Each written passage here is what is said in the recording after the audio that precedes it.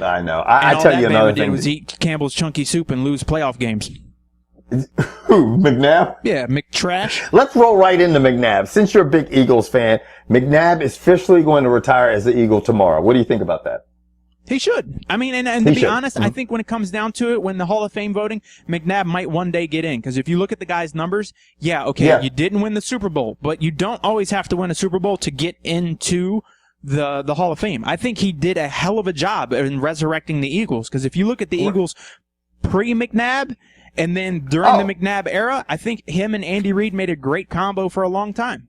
Oh, the Eagles under Reid and McNabb had the best run they've ever had, ever. I mean, he was 92, 49, and 1 as a quarterback for the Eagles. 92 wins as a quarterback in the NFL is a shit ton. Yeah, 1 Super Bowl appearance and 5 NFC Championship appearances in an 8-year span, I believe. I mean, that's crazy. Like, you look at that, you look at someone else who's a great quarterback, like Dan Marino, who never won a quarterback. I mean, obviously McNabb's numbers are not what Marino's are. Wait. What did Dan Marino never win? A Super Bowl. Okay, because I thought you said Dan Marino never won a quarterback. I'm like, I did say that. I did say that because Dan Marino as a quarterback never won a Super Bowl, or as a wide receiver, or as anything else. But anyway, he never won a Super Bowl. But you can't take that away from Dan Marino's, ability on the football field. He was phenomenal. McNabb set Eagles franchise records with completions for 2,800. Over 32,000 yards and over 200 passing touchdowns.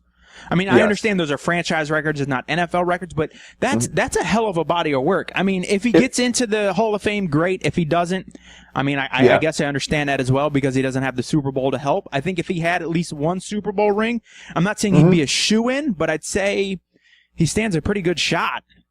He really does. I mean, I think if you go back and you look at all the QBs that are currently in the Hall of Fame, I think that you would probably be easily able to find somebody that, McNabb is parallel to, that's on point with. I mean, it's just what he did for the Eagles franchise. And you can't say he did it single-handedly because obviously he had a great coach in Andy Reid, but he just, I mean, he was very mobile. He's one of the first quarterbacks that you saw consistently be able to use his footwork to win games and to propel the Eagles into championship games.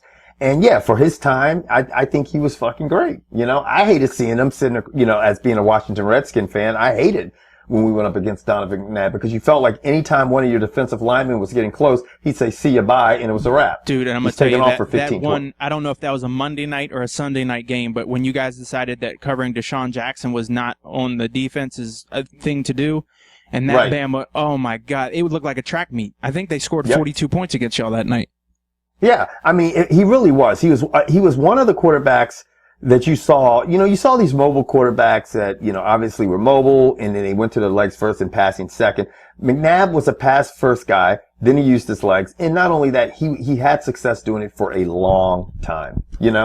And you saw a lot of quarterbacks that 2 or 3 years of success and they faded and went away and they retired. No one ever heard anything else about him. But I do think he's worthy of being a Hall of Fame player. I definitely think so. I know you'd like to see him being